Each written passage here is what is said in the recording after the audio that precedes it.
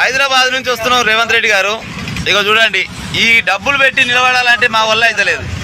Separate ladies కోసం ఒక bus అని వేపిరి, లేకపోతే మొగోళ్ళ మటుకే ఒక సీట్లన్నా పెట్టి ఉపాయం చేయండి. ఆ ముందర చూడండి, ఇప్పటిదాకా లొల్లి పెట్టుకోరు, నేను కెమెరా తీస్తున్నాను బంద్ చేసిరు.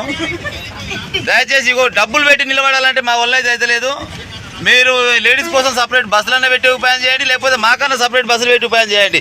ఫుల్ టైట్ అయిపోయింది బస్సు. కనీసం 70-80 కిలోమీటర్లు పోవాలంటే ఈ డబ్బులు పెట్టి నిలబడాలంటే మా వల్ల అయితే లేదు. 150 కిలోమీటర్లు ఈ పెద్ద మనిషి ఎంత దూరం పోవాలనే?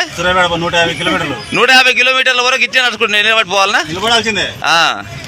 ఆడోళ్ళు సీట్ ఇయర్గా, ఆడోళ్ళు ఎన్ని సీట్ ఇస్తారు? వాళ్ళంటే ఇప్పుడు వాళ్ళు బదనాం పెడతారు. అవసరమైతే మన మీద వీళ్ళు ఉన్న బస్సులో ఉన్న మొగలు కూడా మన మీద దాడి చేస్తారు. ఒకసారి ఆలోచన చేయాలి రేవంత్ రెడ్డి గారు. మీరు ముఖ్యమంత్రి కాబట్టి ఇక జర చూడురి, మా బాధలు చూడండి. హైదరాబాద్ నుంచి వస్తున్నాం రేవంత్ రెడ్డి గారు.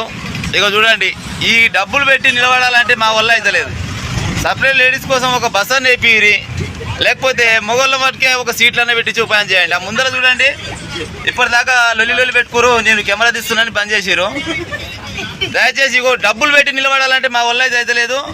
మీరు లేడీస్ కోసం సపరేట్ బస్సులన్నా పెట్టి ఉపాయం చేయండి, లేకపోతే మాకన్నా సపరేట్ బస్సులు పెట్టి ఉపాయం చేయండి. ఫుల్ టైట్ అయిపోయింది బస్సు. కనీసం 70-80 కిలోమీటర్లు పోవాలంటే ఈ డబ్బులు పెట్టి నిలబడాలంటే మా వల్ల అయితే లేదు. 150 కిలోమీటర్లు ఈ పెద్ద మనిషి ఎంత దూరం పోవాలనే? 150 కిలోమీటర్లు 150 కిలోమీటర్ల వరకు ఇచ్చే నడుచుకుంటే నిలబడి పోవాలనా? నిలబడాల్సిందే. ఆడోళ్ళు సీట్ ఇయర్గా, ఆడోళ్ళు ఎన్ని సీట్ ఇస్తారు? వాళ్ళంటే ఇప్పుడు వాళ్ళు బదనాం పెడతారు. అవసరమైతే మన మీద వీళ్ళు ఉన్న బస్సులో ఉన్న మొగలు కూడా మన మీద దాడి చేస్తారు. ఒకసారి ఆలోచన చేయాలి రేవంత్ రెడ్డి గారు. మీరు ముఖ్యమంత్రి కాబట్టి ఇక జర చూడురి, మా బాధలు చూడండి.